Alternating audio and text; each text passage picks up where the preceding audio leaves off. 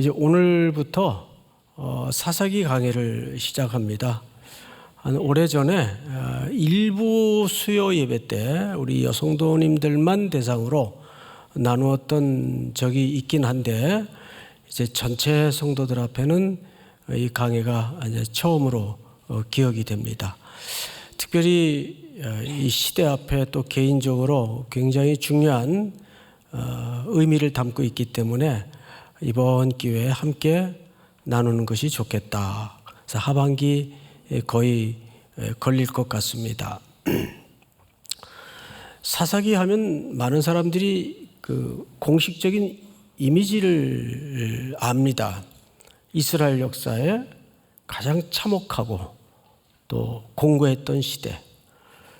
그래서 사사기에 딱 한 문장을 집어내라면 그때의 이스라엘에 왕이 없으므로 사람들이 각기 자기 소견에 옳은 대로 행하였더라.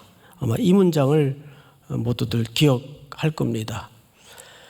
그런데 사실 사사기는 어쩌면 그래서 성경에는 가장 반전이 있는 책입니다.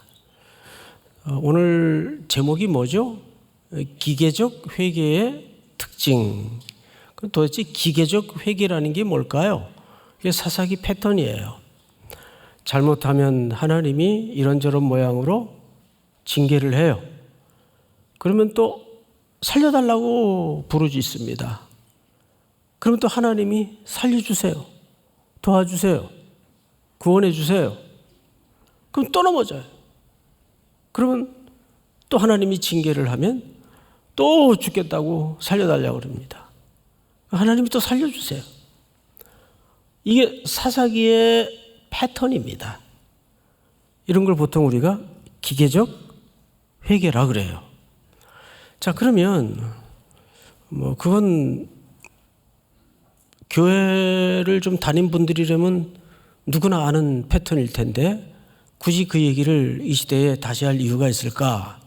그래서 반전이 있습니다. 놀라운 것은 그럼에도 불구하고 100번 넘어지면 100번에서 한 번 더 일으키는 하나님, 기회를 주시는 하나님. 그러니까 우리의 끔찍한 죄악보다 하나님은 더 큰 성실로, 더 큰 집념으로 우리를 추적하셔서 일으켜내시고야만은 하나님, 참혹한 역사만큼 가장 희망이 담아진 책이 사실은 사사기예요. 그런 굵은 이해에서 오늘 본문을 보면 우리가 하나님 앞에 어떤 태도로 서야 하는가에 대해서 해답을 찾을 수 있을 겁니다. 우리 1절부터 한번 볼까요? 1절. 사사기 1장 1절. 여호수아가 어떻게 됐어요? 죽은 후에 이제 위대한 지도자 여호수아가 죽었다는 말은 두꺼운 역사의 한 페이지가 넘어갔다는 얘기예요. 동시에 역사의 한 페이지가 종막을 고하면서 동시에 새로운 시대가 일어나고 있어요. 근데 이 새로운 시대가 그닥 희망차거나 기대가 되는 시대가 아니에요. 바로 그 시간이 사사기 시간을 맞이하게 됩니다. 자, 그러면 여호수아는 도대체 어떤 인물일까에 대해서 성경에서 한번 좀 찾아보도록 하겠습니다. 몇 군데만. 여호수아서 23장을 좀 올려주실까요? 그러므로 스스로 조심하여 너희 하나님 여호와를 사랑하라. 여호수아가 이제 백성들을 모아놓고 한 얘기예요.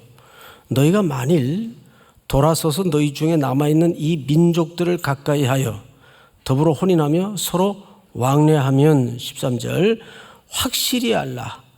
너희 하나님 여호와께서 이 민족들을 너희 목전에서 다시는 쫓아내지 아니하시리니. 여기서부터 시작. 그들이 너희에게 올무가 되며 덫이 되며 너희의 옆구리에 채찍이 되며 너희의 눈에 가시가 되어서 너희가 마침내 너희의 하나님 여호와께서 너희에게 주신 이 아름다운 땅에서 멸하리라.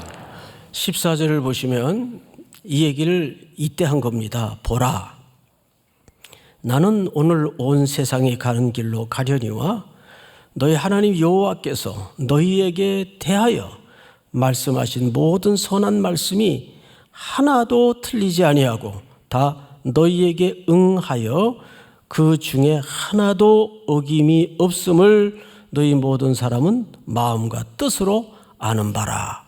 그러니까 이 말은 사실 마지막 말씀이었습니다. 이제 여호수아는 곧 죽어요. 그리고 여호수아의 시대가 끝이 납니다. 근데 아직 가나안 땅의 정복은 많이 남아있는 상태입니다. 자, 다음 여호수아서 24장을 좀 봅시다. 이 일 후에 여호와의 종 눈의 아들 여호수아가 110세의 죽음에 여호수아가 죽죠. 그러니까 사사 시대는 여호수아가 죽는 그 즈음에 시작된 새로운 역사의 장입니다. 110세. 요즘은 백수하세요라는 말도 안 한대요. 100살 넘는 분들이 하도 많아가지고 요즘은 모세수 하세요 그런데요. 모세수 하세요. 110세. 이것도 참 끔찍하죠. 자, 그들이 그의 기업의 경내 딥낫세라에 장사하였으니 딥낫세라는 에브라임 산지 가스산 북쪽이었더라. 우리 다 같이 시작. 이스라엘이 여호수아가 사는 날 동안과 여호수아 뒤에 생존한 장로들 곧 여호와께서 이스라엘을 위하여 행하신 모든 일을 아는 자들이 사는 날 동안 여호와를 섬겼더라. 네, 그러니까 여호수아의 죽음이 아직 시대적으로 온기가 남아있는 때입니다.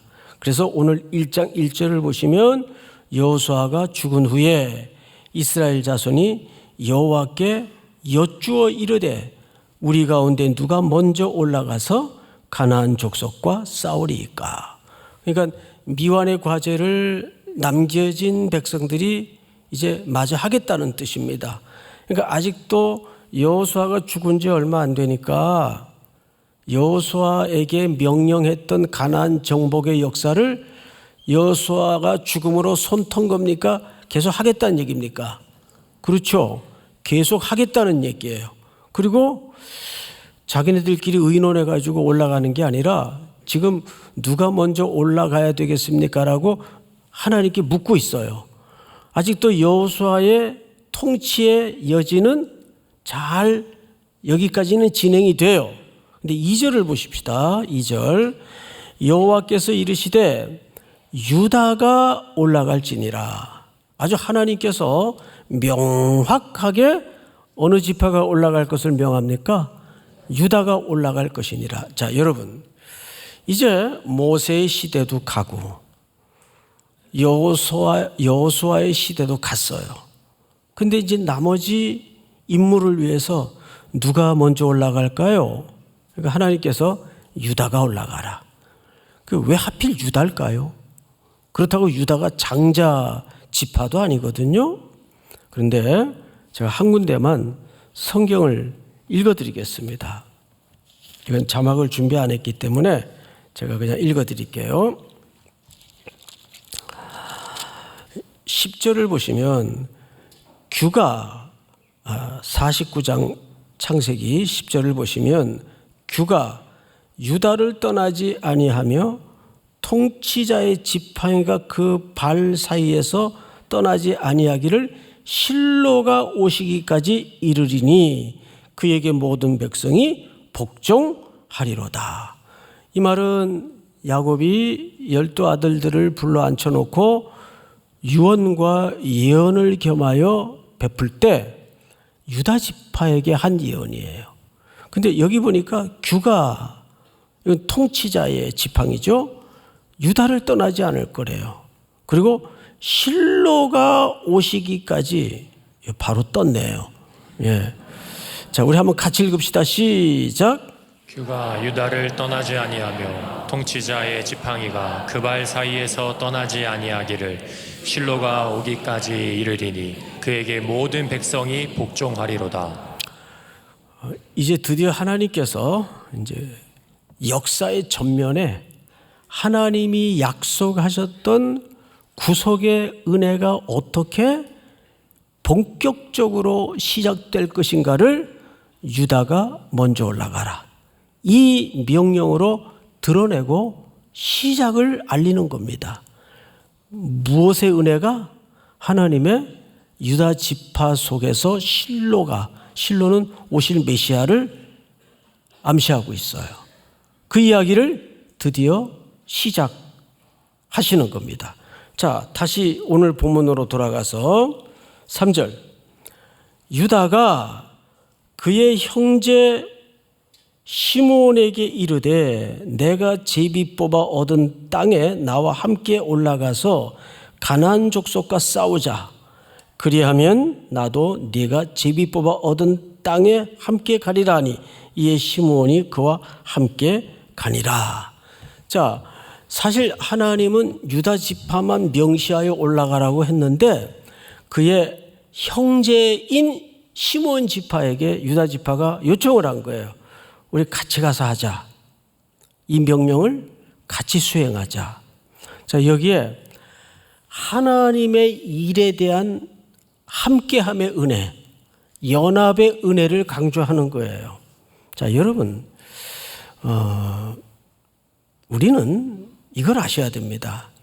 하나님의 사역이나 하나님의 일은 항상 시편의 말씀처럼 형제가 연합하여 동거함이 어찌 그리 아름다운고. 그러니까 하나님의 일은 함께하는 게 복이에요. 또 함께 할 줄 아는 게 은혜입니다. 사실 함께하면 더 비효율적일 때가 많아요. 시간도 더 걸리고, 이거 뭐 혼자 후딱 해치우면 금방 끝날 놈의 일을 이거 꼭 이렇게 여러 명이 나와서 해야 되나? 이럴 때가 많아요, 교회 일은. 그런데 교회 일은 항상 언제 뜻밖의 은혜가 경험되어지냐 하면 못하는 사람, 잘하는 사람, 집이 먼 사람, 가까운 사람 할 것 없이 같이 할 때 놀라운 은혜를 주십니다. 그래서 밥도 혼밥하지 마세요. 오늘 점심에는 꼭 누구랑 같이 하세요. 참 신비스러운 게 그리스도께서는 우리를 그리스도의 뭘로 부르신 겁니까? 몸으로 부르셨어요. 몸은 다 같이 있어야 온전한 몸이 됩니다. 함께 해야 온전한 몸이 됩니다. 발은 발대로 따로 돌아다니고 손은 손대로 따로 돌아다니면 그걸 몸이라고 할 수가 없죠.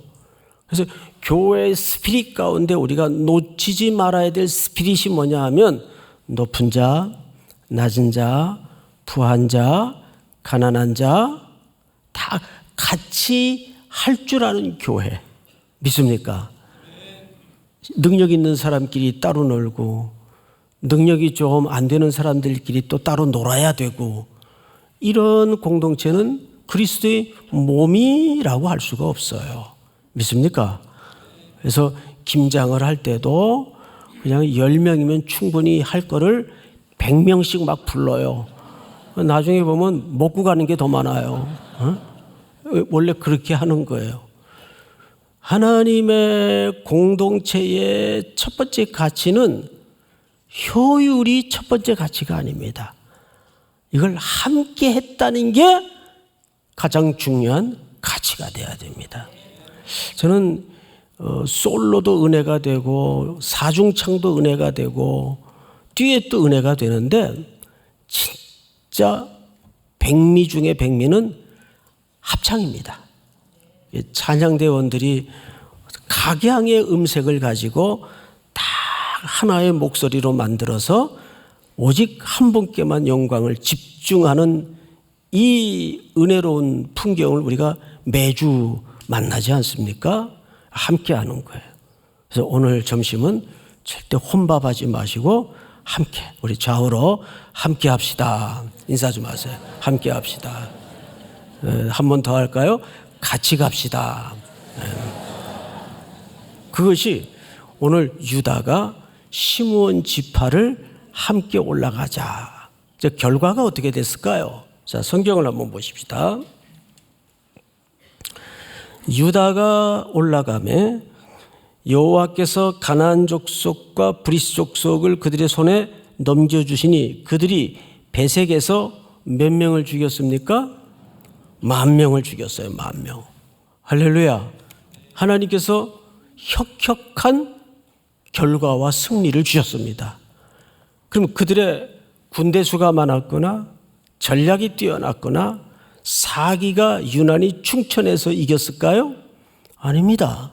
성경을 잘 보시면 2절 하반절에 이런 놀라운 글이 숨어져 있습니다. 2절 여호와께서 이르시되 유다가 올라갈지니라 보라 내가 이 땅을 그의 손에 어떻게 해요? 넘겨줄 것입니까? 주었노랍니까? 자, 여러분 하나님의 약속에 관련된 내용은 항상 시제가 미래이지만 완료형으로 써요. 다시요. 미래이지만 완료형으로 씁니다. 왜? 하나님의 언약은 앞으로 되어질 게 언약이 아니고 약속한 것은 존재하는 거예요. 이루어진 거예요.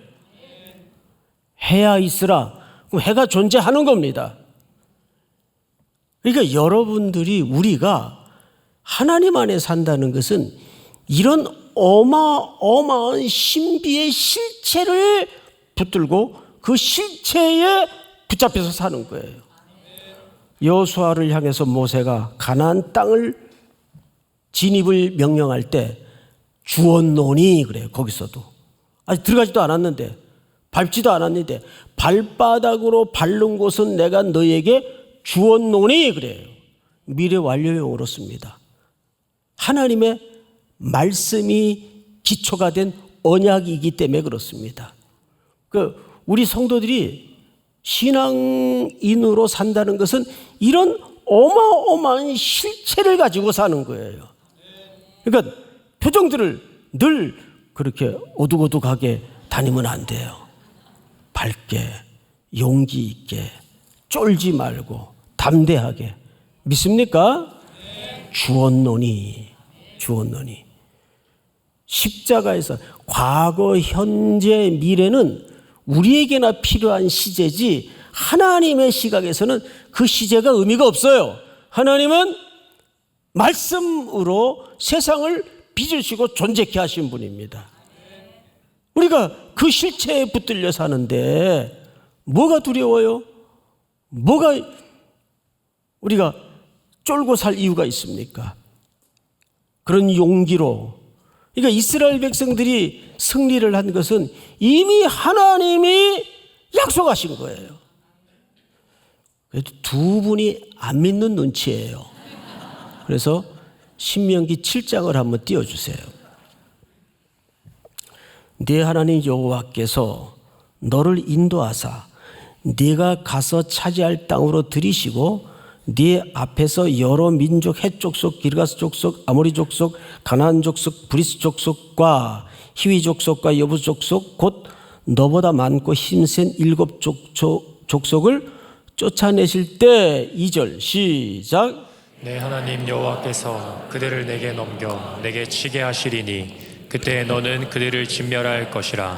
그들과 어떤 언약도 하지 말 것이요 그들을 불쌍히 여기지도 말 것이며 3절 또 그들과 혼인하지도 말지니 네 딸을 그들의 아들에게 주지 말 것이요 그들의 딸도 네 며느리로 삼지 말 것은 4절 시작.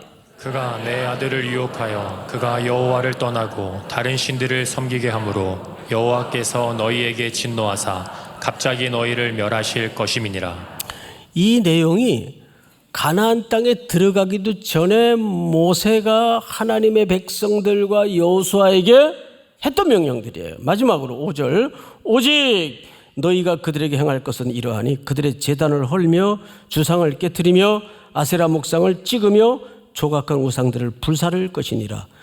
이러한 우상 척결을 하려면 하나님이 가나안 땅에 드리겠다는 얘기입니까? 우리의 노력의 여부에 따라서 될 수도 있고 안 될 수도 있다는 얘기입니까? 드리겠다는 얘기 아니에요. 그러니까 하나님의 약속은 그래서 미래이지만 완료형으로 언제나 소개를 하는 겁니다.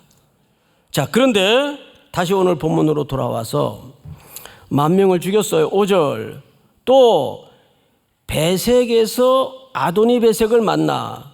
여기 베색은 지명이고 아도니 베색은 그 지역의 군주, 리더, 총사령관을 얘기하겠죠. 그러니까 이 사람, 이 사람의 이름이 아니고 아도니 베색이라는 말은 베색 지역의 군주, 총사령관, 그 이름이 아니에요. 어떤 권위에 대한 호칭으로 이해를 하시면 맞을 것 같습니다. 아도니 베색을 만나 그와 싸워서 가나안 족속과 브리스 족속을 죽이니, 우리 다 같이 6절 시작. 아도니 베색이 도망하는지라 그를 쫓아가서 잡아 그의 엄지손가락과 엄지발가락을 자르매.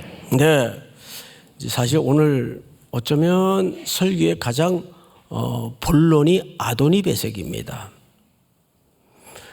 지명의 군주, 우리가 보통 이름으로 알고 있지만 호칭이에요. 근데 그 아도니 베색의 군주를 붙잡아서 어디를 잘라요? 손가락과 발가락을 자르는 게 아니라 엄지손가락과 엄지발가락을 잘라요. 여러분, 그러면 일단 뭐가 문제가 생깁니까? 군사로 말하자면 무기를 잡을 수도 없고 엄지발가락이 없으면 걸을 수도 없고 뛸 수도 없어요. 그러니까 이것은 잔인하게 고통을 주겠다는 의미보다는 완전히 무력화시키는 작전입니다. 그런데 여러분, 이런 이미 포로가 됐거나 약자인 이들에게 전쟁 간에도 우리가 보통 제네바 협정이라고 그러죠. 이런 것들을 통해서 기본적인 인간에 대한 배려가 있어야 되는데, 이 사람을 붙잡아다가 발가락을 자르고 손가락, 그것도 엄지를 잘라요. 근데 이 문화가 사실은 가나안 문화입니다. 그러니까 이런 거죠. 이들은 자기들도 모르는 사이에, 이스라엘 백성들은 자기들도 모르는 사이에 격한 사느냐 죽느냐의 전쟁에 떠밀려서 자기들도 모르는 사이에 놀랍게도 가나안화 되어가고 있다는 겁니다. 2장 넘겨서 11절을 보세요. 이스라엘 자손이 여호와의 목전에 악을 행하여 바알들을 섬기며 애굽 땅에서 그들을 인도하여 내신 그들의 조상들의 하나님 여호와를 버리고 다른 신들 곧 그들의 주위에 있는 백성의 신들을 따라 그들에게 절하여 여호와를 진노하시게 하였으되. 자, 여러분, 이들이 바로 뭐에 빠져들어가고 있습니까? 우상 숭배의 가나안 문화 대표적인 신인 바알에게 절하는 행태로 삶이 물들어가고 있어요. 우리 보통 그런 말 쓰죠. 악마를 잡으려다가 뭐가 된다고요? 악마가 되는 경우가 있어요.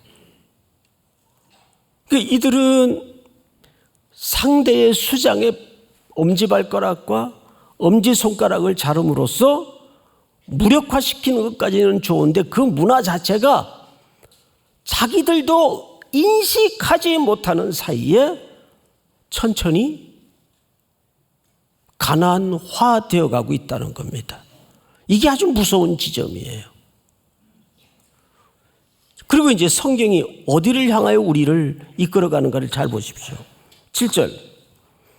아도니베색이 이르되 옛적에 70명의 왕들이 그들의 엄지손가락과 엄지발가락이 잘리고 내 상 아래서 먹을 것을 줍더니 하나님이 내가 행한 대로 내게 갚으심이로다 하니라. 이거 누가 한 얘기죠?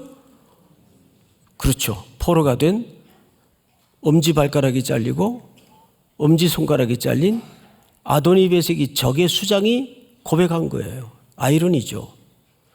이 사람의 입에 의해서 하나님의 공의로우심과 하나님의 엄정한 심판이 증언이 돼요. 자기 스스로 고백하는 거예요.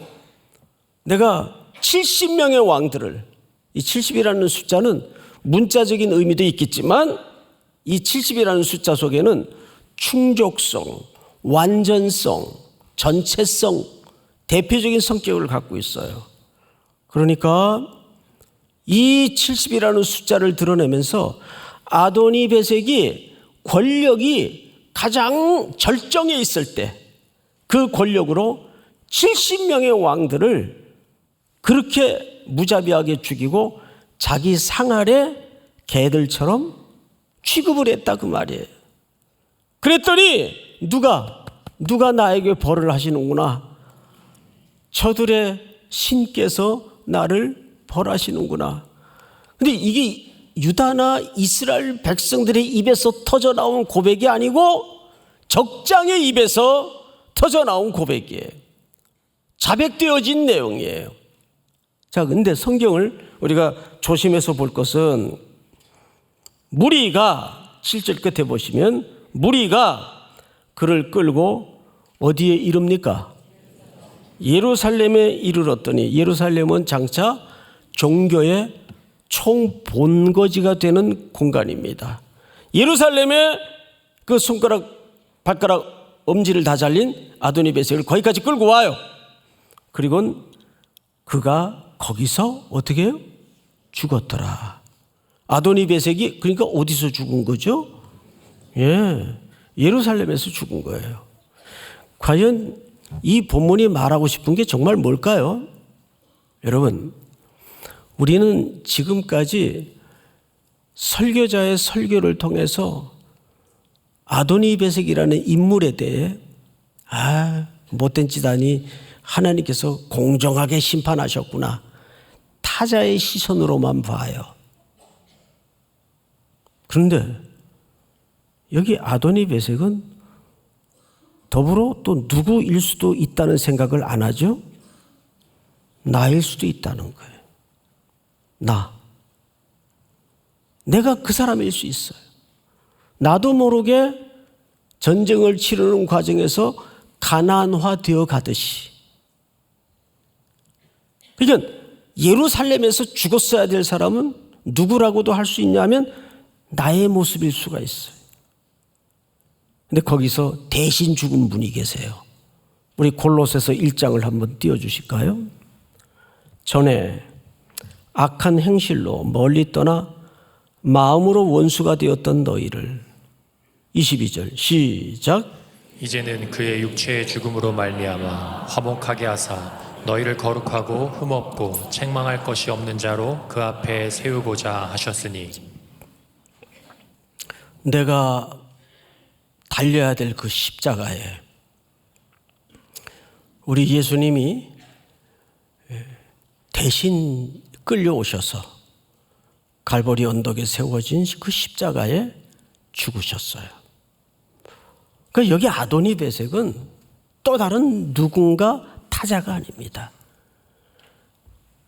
또 죄악에 넘어지고 용서해 주시면 또 넘어지고 아주 끈질긴 우리 속에 악의 본능이에요. 이 예루살렘에 죽었을 사람은 바로 우리들입니다. 거기에 만왕의 왕 되신 예수 그리스도께서 십자가에 대신 대속의 죽음을 죽으신 겁니다. 믿습니까? 오늘 우리는 이 말씀을 통해서 회개란 뭘까? 회개란 내가 하나님께 돌아갈 실력도 없고 의지도 없다는 걸 깨닫는 거예요. 회개는 누가 돌아와야 돼요? 하나님이 내게 돌아오셔야 돼요. 우리는 그럼에도 넘어진 자리에 골백번 또 넘어질 수밖에 없는 우리 악한 본성 앞에 우리는 고개를 들지 못하면서 내 안에 내 죄 때문에 신음이 삐져나오듯 그 고백을 우리는 눈물을 떨구고 하나님 앞에 회개를 한다는 것은, 오 하나님, 십자가의 공로 없이는 여지가 없는 죄덩어리입니다. 십자가에서 나를 떨어뜨리지 말아 주시옵소서. 어쨌거나 하나님의 언약에 묶여있는 언약의 백성으로 나를 끝까지 붙잡아 주시옵소서. 우리가 회개할 능력이 없어요. 예수님이 나를 붙잡아야 돼요. 내가 넘어진 횟수보다 나를 언제나 한 번 더 일으키시는 그 예수님의 십자가의 공로 앞에 늘 서 있어야 됩니다. 이 시대가 그렇고 내 삶이 그래요. 우리 찬송가 가사에 보면 주 떠나가시면 내 생명 헛되네. 할렐루야. 우리 다 일어나셔서 우리 찬송가 446장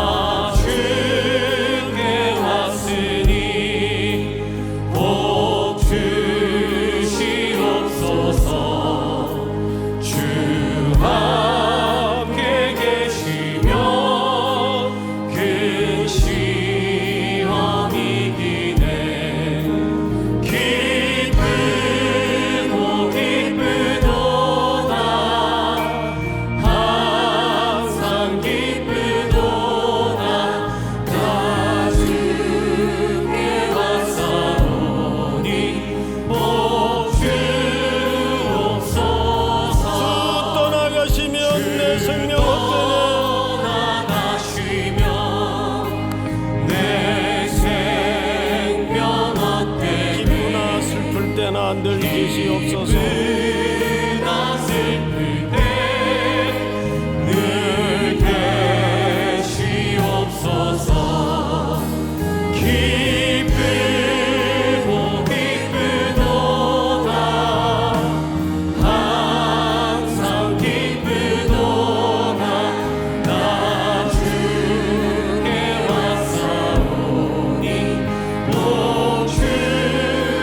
그 귀한 언약을 이루어 주시고